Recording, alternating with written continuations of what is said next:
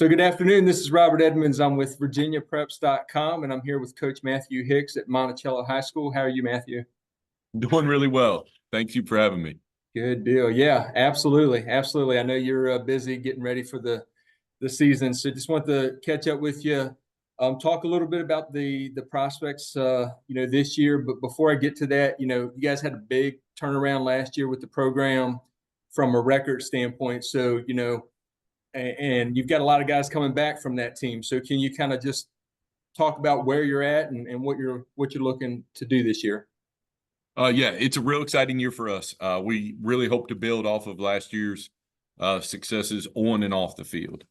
We have a particularly large group of seniors for us as a 3A school. We've got 19 guys in our senior class, and we expect most of them to all be in roles where they're contributing somewhere on the field as we get into the fall. Definitely some of those guys have larger roles than others, and some of them, in my opinion, are some of the best players in this area at their position. So it's really exciting to have that kind of leadership, not just in the way they play, but the other thing that's really exciting with them is they're all tremendous young men of high character, great academics, and their ability to step up and help lead this next younger group of players. We've got some really awesome sophomores. We've got a really small junior class, and we're trying to build on that a little bit every year. But we've got a large sophomore class, and they're going to need that leadership. Several of those sophomores are going to be asked to start on Friday nights for us in some pretty key positions. But we believe they're up to it. We believe they'll be able to lean on this senior class to carry them through. It's been a really fun fall camp. We've got our first scrimmage this Friday, so we're just really excited to see what all this looks like going against somebody else. Nice, nice. So I know a lot of those seniors that are coming back, probably played a key role in that turnaround. And I know when you can talk about it more than I can, but when you're changing the mentality of a program, how does the players impact that? Oh, they drive it. The idea of coming up with a standard of what we believe is successful is good. I think it's essential for you to set your compass as an organization, as a program. But if you can't get a committed group of players to buy into that, put their time, energy, effort, and passion behind that, it's just a bunch of words on a paper that you handed out at a football meeting. We anchor our program in what we refer to as the gold standard. The gold standard for us has 4 pillars of academics, character, commitment, and community. We talk about how each of those look in terms of our program and how we believe if our young men can do this and meet those gold standard expectations, they're going to be really successful, not just on the football field, not just at Monticello High School, but long after they're done here. So having a dedicated group of upperclassmen that have really committed themselves to that has been tremendous. And I think for a lot of those young men, what they're realizing, and even some of their younger teammates are realizing, if you're willing to commit yourself to that level of expectation, that level of discipline, that level of dedication, good things will happen along the way. We had a very successful season last season in terms of wins and losses, but we're also very excited. We have a large number of our players that are getting opportunities at a variety of levels to explore what it would look like to be a college student athlete. And in most of those cases, and quite frankly, when you look at the landscape of college football, in all of those cases, that doesn't happen without a huge commitment to our first pillar of academics. So getting them to understand the importance of the football piece, and along with it, how incredibly important their dedication is in the classroom has been awesome to see. And then it goes back to something that I heard a presenter talk about whenever I was a young head coach from Nelson County at a Nike Coach of the Year clinic. And he was talking about, the correlation that he found in his program between students that were successful in the classroom and what they were able to do for them on the football field.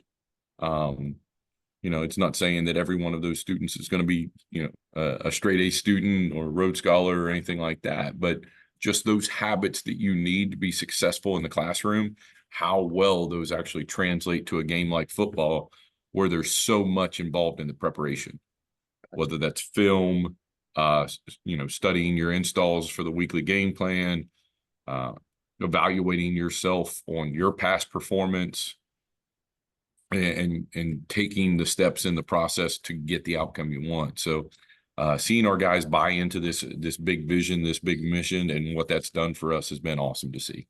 Sure. That's cool. That's yeah, I think it's really cool that they're, you got that buy-in all around, not just in the football arena, which obviously is a big deal, but there's also a lot more to life. So and one of the names I think I saw that you mentioned that kind of is a leader of that is Trey Early, right? Mhm.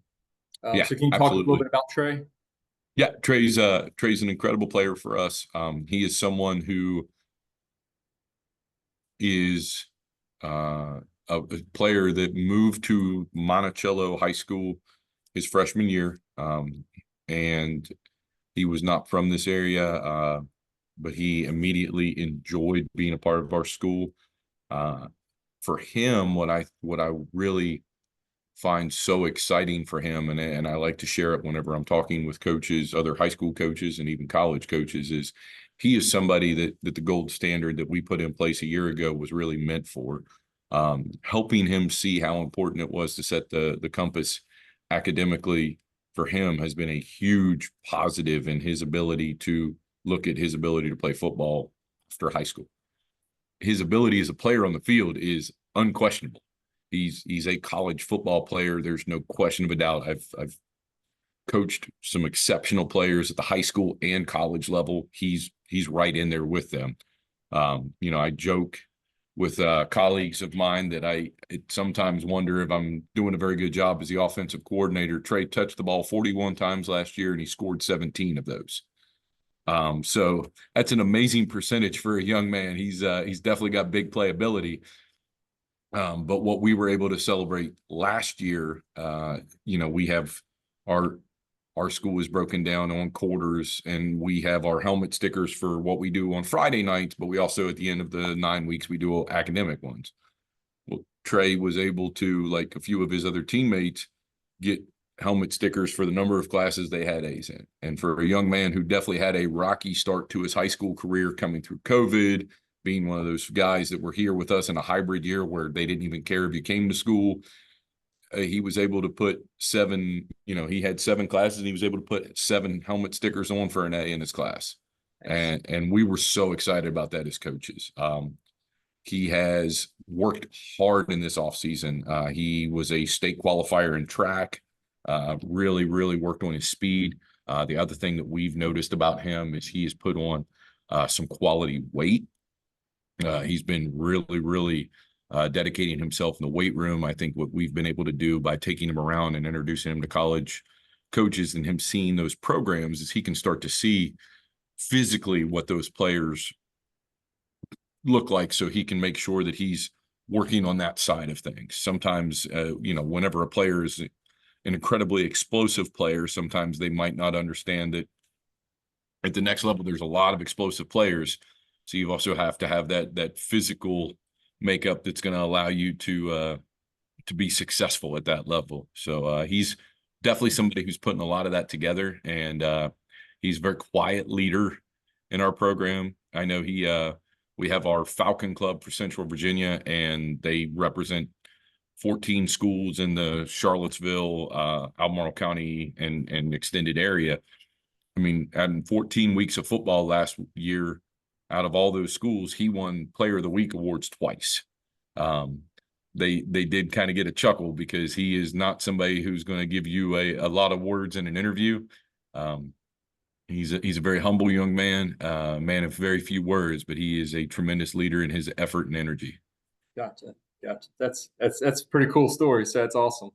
And yeah, I mean, you mentioned it earlier, but looking down, your offense and your defense, a lot of guys are coming back from last year. So that's got to bode well for you guys as you know, are going to be at the top of the district again and trying to get deeper into the region and state class. Yeah, So, how does that leadership, help you guys with taking that next step? I think it's incredibly important. We looked at it going into this season. We're bringing back all but 3 offensive positions, and we're bringing back all but 4 defensive positions. So for us, it's a real exciting place to be in, because we see a group of guys that have been on the field, been in those key situations, and have experienced some level of success, continue to grow and improve and commit to being better, and being able to come back now for one more year and try to put it together again and take it to the next level. On the defensive side, we had a great group of senior inside linebackers that have all graduated, but we believe there are some young players that are going to be able to step right in and fill those roles. What's nice for these young linebackers as they're kind of breaking in, they're going to be playing behind a very big, physical, and fast defensive line, because we're bringing back all of those defensive linemen for last year, with the exception of Lasad Rose, who's over at Christopher Newport now playing defensive end for them. So it's a neat thing. It's a neat place to be in whenever you've got so many great leaders that can kind of book in the young talent that you're trying to work into the lineup in different spaces. Sure. Yeah. And you mentioned it, when you talk about styles of play, you guys appear to be probably a more physical style. Would that be a good assessment? We've definitely evolved into that. It was something that I was coming into Monticello and having a unique experience in my first year, being a COVID year where we had 4 in-person practices before we played our first game. I had brought a lot of the spread stuff that I had done in previous places, both as an assistant and as the head coach. And, the first year it was successful for sure. But I also recognize now, especially as I look at the young man, we had Malachi Fields, who's a Division I wide receiver in the backfield for us as quarterback. I joke with colleagues of mine that it's hard to mess that up sometimes as a head coach. There were definitely times where we'd call a passing concept, we end up running mesh or 4 verticals, and he didn't like what he would see, so he'd take off and run for 33 yards. And man, sometimes that's that makes you look a lot smarter at this stuff than you are. I think for us, what I've noticed is when Monticello, and I actually had someone, we have an amazing statistician who sends me all of the breakdowns, and he's been here since the school is open. Because we're a 27-year-old school, so he's been here since word go. I didn't recognize until he showed it to me. We've always had a 1,000-yard rusher when we've had a winning season. And that was like, oh, that's kind of interesting. Yeah. Here I was, big fan of the air raid at that moment in my young career, like trying to put the ball up in the air 25, 30, 35 times a game sometimes. And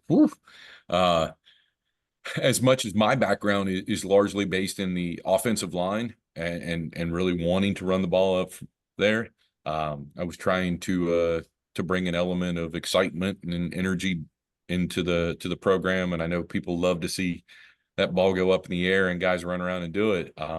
But our players that we have right now are much more aligned to a more traditional, we're regularly in 2 backs or 2 tight ends, shotgun offense, where we're pretty physical up front. If you look at us last year, we were 80-20 run to pass as far as yardage output. We still were very successful when we did go to the air. Our efficiency numbers when we went to the air really actually shot up. I talked with our quarterbacks and wide receivers. Yes, we're not putting the ball in the air 30 times a game now, but out of those 10 times, we're largely planning on those 8 connections to be pretty special. And our guys started to see that really quickly, especially as teams had to bring things in and really start packing the box in later on in the year. Our receivers started and our tight ends started to recognize how much better it is for them in those situations versus years past where teams were actually expecting to stop the pass and almost force us to have to run the ball. Gotcha. Gotcha. Yeah, that having success in the run game definitely helps to open up some of the passing attacks. So, and one of the players on the line, correct me if I'm wrong, I believe he's a lineman, but someone that you mentioned was, I don't know if I'm pronouncing it right, Ozil Castillo? Yeah, OZL. Yeah, he's great. Okay. And so he's, his getting into the game is kind of a different story than you might see from most players, but he's pretty big pivotal player for you guys, right? Oh yeah, he's incredibly important to our program. He was one of those young men that I saw in the hallway whenever I was teaching here, and he is, obviously is a offensive line coach. I love when I see young people and I'm like, oh wow, you would be a great fit for one of our guys up front. And he's right at 6'2", 275. I mean, that's an awesome size for a high school lineman. And I walked up, introduced myself to him. He had no experience with football, and a small interest in it. But his interest was kicking. OZL at that size was actually one of our soccer players. He was a member of our varsity soccer team.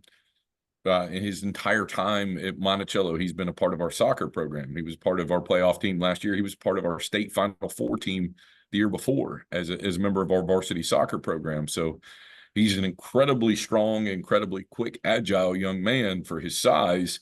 But he initially came out to us as a kicker only. I know he had me introduce myself to his mother one night at a spring soccer game, and I talked with his mother about bringing him onto the football thing. And his mother, very sweet woman, was worried that he would get hurt. And then we saw him walk down the hill to the practice field, and he was one of the biggest guys there. And it was just kind of funny when we started seeing the nature of how he engaged whenever he was playing. He's a very physical player. He has been a wonderful addition to our football program. On our offensive line, he's our starting nose tackle. He plays guard for us.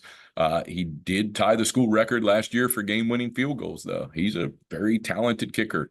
Sometimes when people see you trot out a kicker that at the time was around 280, they're not sure what's about to happen.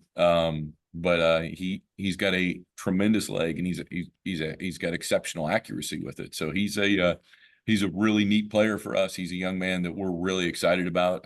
He's another great example of a guy that's committed in all four of our pillars: academics, character, commitment, and community.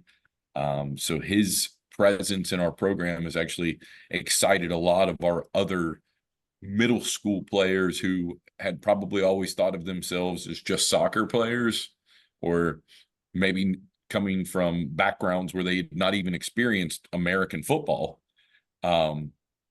getting excited about that opportunity. And now you look at our junior varsity, and it actually is much more representative of our school community and our demographics of our school, because of some of the examples of players like him.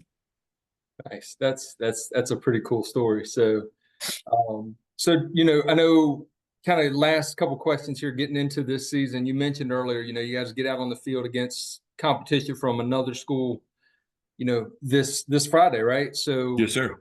Kind of what are you looking for? Are you guys just trying to get some reps for some of the players? What's kind of the plan for the next couple of weeks before the regular season kicks off? So we've got two great tests for us back to back.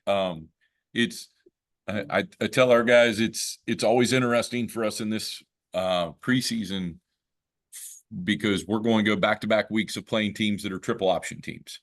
We are going to get teams that are going to get in the trenches with us, get incredibly physical with us, and they're going to try to match our physicality. So for us, what we love as coaching staff is, while we are doing everything we can with a small but very talented roster to make sure we're preparing our players adequately, we don't have, and we don't want to be in a situation where we're really lengthening out that time that we're full contact. But seeing how players do in these natural competitive environments, when okay, Fort Defiance is coming in this Friday. I talked with their coach last night and then again this morning on the phone.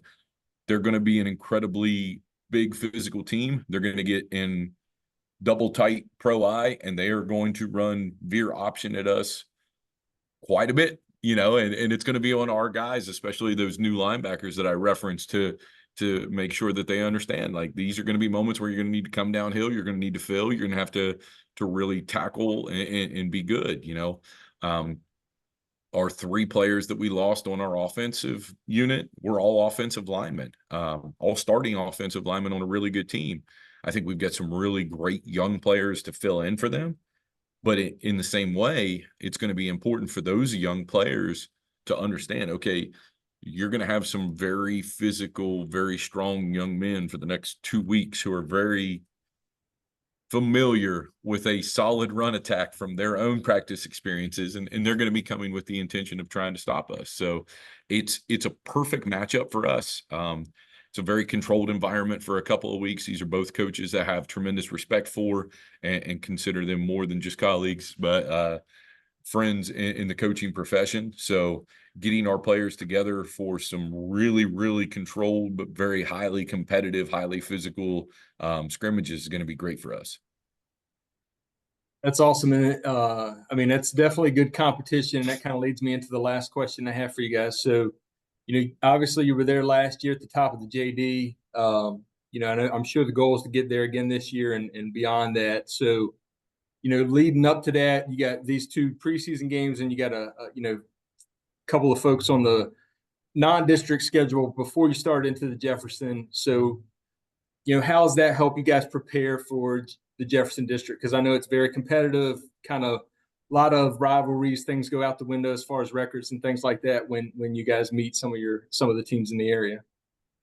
Well, I think one of the things that I like about our preseason schedule is it gets us ready for the physical nature of the Jefferson district. As we get into our non-district play, it definitely serves as twofold. One, most of those teams, and actually now all of those teams in our non-district play, are actually members of our region.